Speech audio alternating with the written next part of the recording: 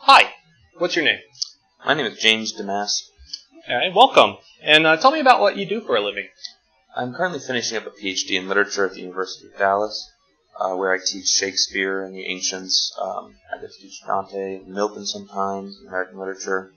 I should be done this year and then moving on to teach at university somewhere. So when you say the ancients, tell our viewers what you mean by the ancients. Yeah, so it's really exciting. I get to teach Homer and Virgil, but then also, this semester I'm getting to teach Cicero and the Roman order, and so we dive into Lucretius, and we're going to end with Augustine, and it's been a lot of fun. Wow. So this is part of our literary heritage that you dive yourself into and then share this wealth of knowledge and interpretation that has developed over the centuries? Yeah, absolutely. So going back to Homer and being able to sort of draw almost genetically the Western heritage from the very beginning all the way up through. The most recent thing I've been teaching has been American poetry.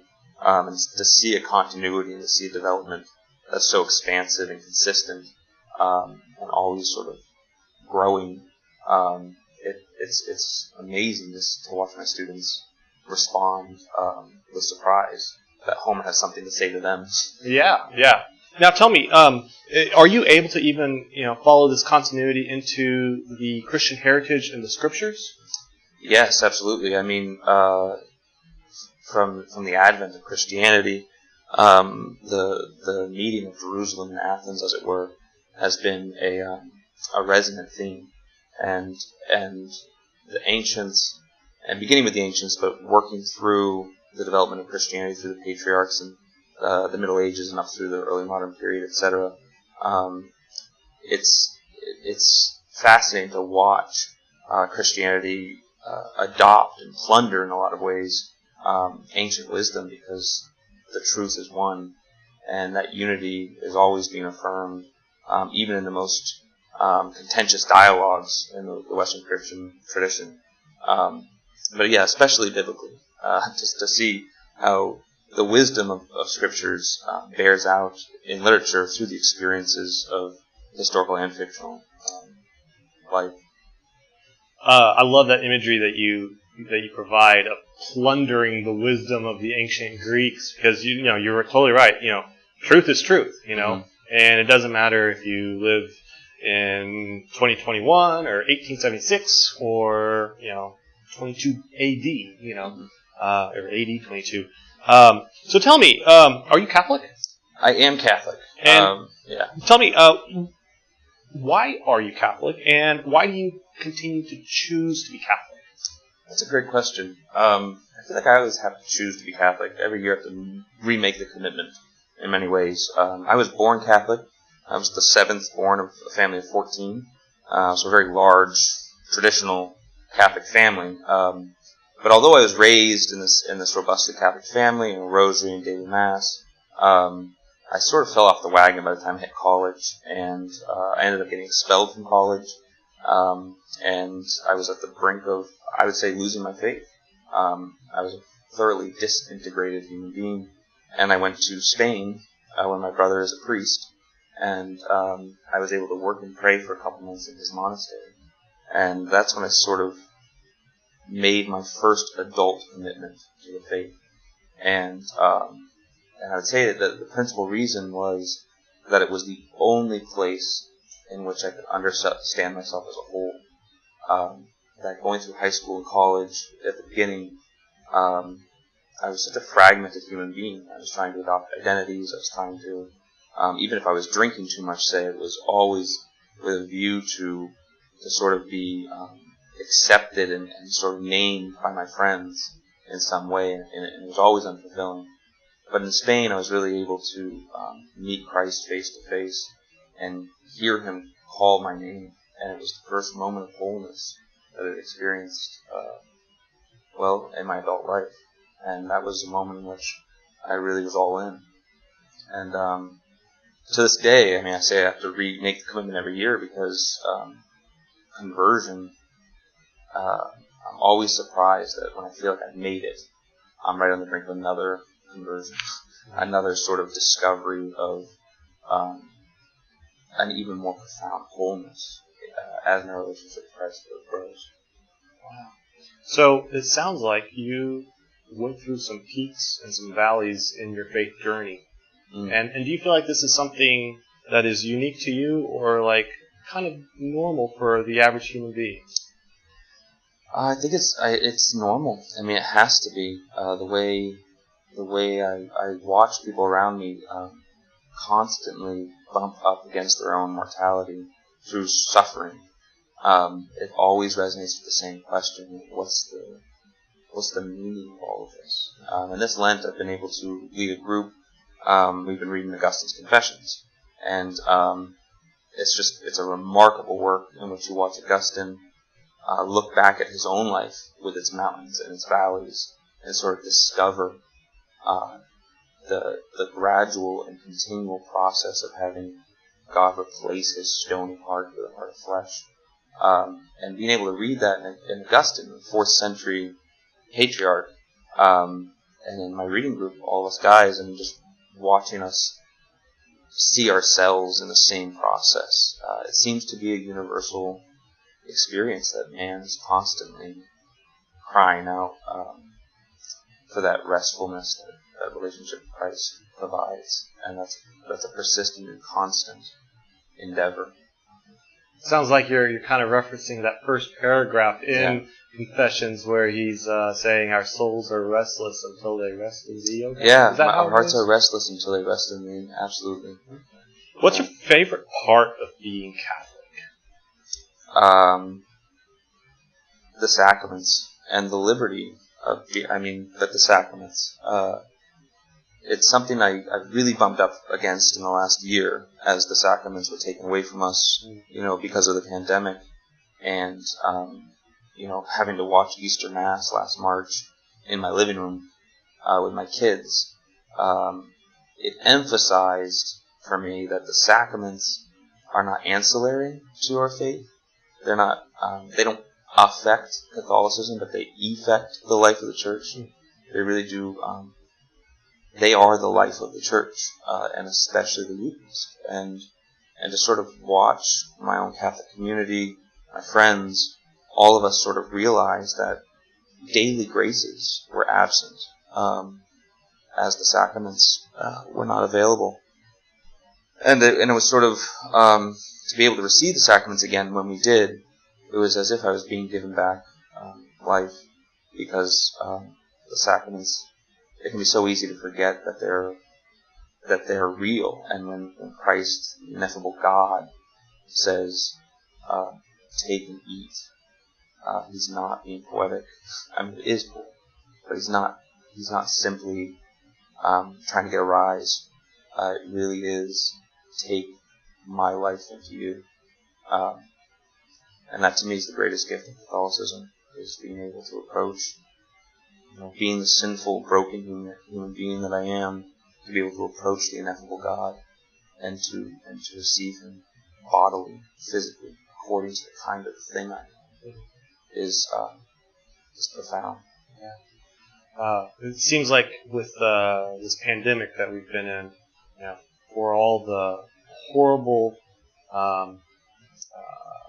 things that have been caused by it, the death, the suffering, the questioning, the economic loss.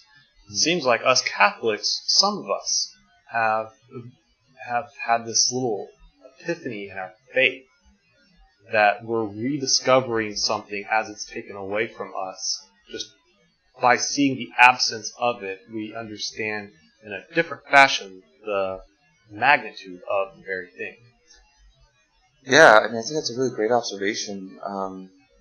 Because the pandemic was coupled with so much social unrest, it seems to me that the question of whether or not it's harder or easier to be a Catholic in 2021, for me it's a resounding easy, because I think, again, thinking about this concept of integration, the world in so many ways is disintegrating, and meaningfulness seems to be transient, unless you see it in the context of the undulating, permanent, persistent call that the Catholic faith is. To hear Pope Francis make a splash recently about whether or not homosexual unions would be blessed by the Church, and to watch this sort of surprise on, so many people become surprised. For a lot of us, it was sort of another recognition that nothing's new under the sun, and that the Catholic faith is this sort of, it's St. Peter's Dome. That represents the permanent meaningfulness of life. That otherwise, I think you're lost and you don't know how to interpret events of the world. And just kind of left to your own devices, and Lord knows where that's going to lead you. And the desolation. Yeah. You see that all around us. Yeah. Despair. Suicide. Yeah. Sure. Now, there's a lot of misunderstanding in the world about Catholicism. And if not what Catholics believe, certainly the why do we even believe that item. Is there one thing that you would like to see corrected in the world's understanding of Catholicism? And if there's one thing you can think of, well, what would it be and why that particular thing? Yeah, so many things. For one, Catholics do read Scripture and love Scripture, but I think if it was one thing I'd correct, it would be that Catholicism is not a collection of strangling laws, but that the law that the Church propounds in its dogma is the law of Christ, and it's a liberating law. And that's something I discovered in my own conversion, is that the law is liberating. It doesn't strangle. And when Christ says that my yoke is light, that paradox of putting yourself in the yoke with Christ, because he also assumes the yoke, but that it's light and it frees you. And this is Psalm 1, right? So all the way back into the Psalms, I'm thinking about how my love is the law of the Lord, because it's reasonable and because it's true, and the truth is never going to be something that takes away vitality, but in fact it gives vitality. The truth is life. I am the way, the truth, and the life, and the truth will set you free. So I just think that a lot of people have reticence about the Catholic faith, or the traditional idea of Catholic guilt is seen as Catholics were told not to do these vital, natural things, and then they do them because they're irresistible, and then they feel guilty, as if, again, the law was constricting, and it was strangling. And I just think that that's a wild misconception of the liberty and the vitality that submission to the truth brings, and the truth is law. And I think this permeates every aspect of our social fight right now. Is that, for example, if there's a law about contraception, it's not trying to put Catholics in a box, but to really liberate them, and liberate them in love. I think that'd be the one thing that I think I'd really love to reassure people. That is not built on a construct of fear, but rather a construct of allowing people to take that next step further, to take your example of contraception, take that step further and go and explore that unbounded love, and explore, what that means, in many, many different aspects of marital life.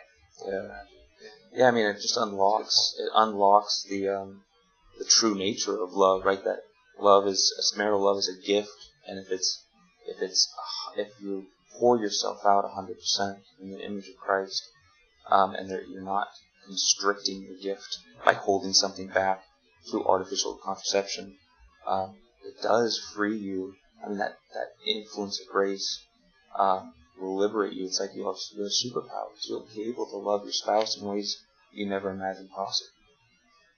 It's really liberating. That's very cool. Thank you so much for sharing that with us. And lastly, who's your favorite saint, and why?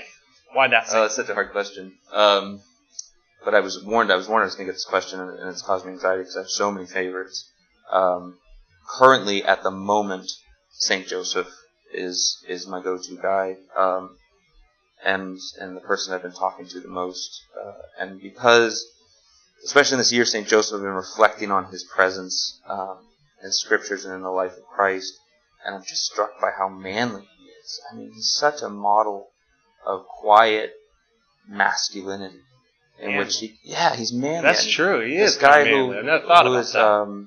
Who's so often depicted as an old man, right? Right. Who, of course, doesn't have sexual desires because he's an old man. Right. But no, he's a young, vital man who's so righteous and self-controlled and moderate and just that angels talk to him, right? And he can listen. And if someone tells him, pick up your family in the middle of the night and you're newborn, and I've had newborns, this would be astonishingly frightening. This isn't even his biological newborn. This is somebody that he's adopted, and he had, in a sense. He had to say, I trust God and I trust Mary, right? That relationship that he's allowed to have with the Mother of God, and to pick them up in the middle of the night and take them to Egypt, right? I mean, talk about an immigration story, and then find work and provide for them, and at the drop of a hat go back. And so just the way that St. Joseph operates with this it's just a model of fortitude and a model of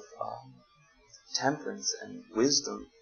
And I find that those are cardinal virtues, of course, that I really want to imitate. And so right now he's helping me do that, because he's not just a pattern that I want to fit myself onto, but he's a real live person who I think is intercessing on my behalf and talks to me. I mean, not in a weird, creepy way. Sure. But I hear St. Joseph speaking to me through the scriptures and through his life, and he's my model. That's really neat. Yeah, I almost feel like it would be flippant to say that St. Joseph is really cool, but it's kind of true. I mean, when you talk about his manliness, I'm like, yeah, that's a great point. Yeah. All right. Well, thank you, James, so much for joining us today, and we wish you the best in the pursuit of your PhD, and we wish you the best as you continue to teach the semester out, especially during these difficult times of COVID. The universities are certainly a different place, and I wouldn't wish it on anybody. Yeah, it's been tough. But thank you, Chris. Thanks for the invitation. You're very welcome. All right. Well, have a wonderful day. You as well.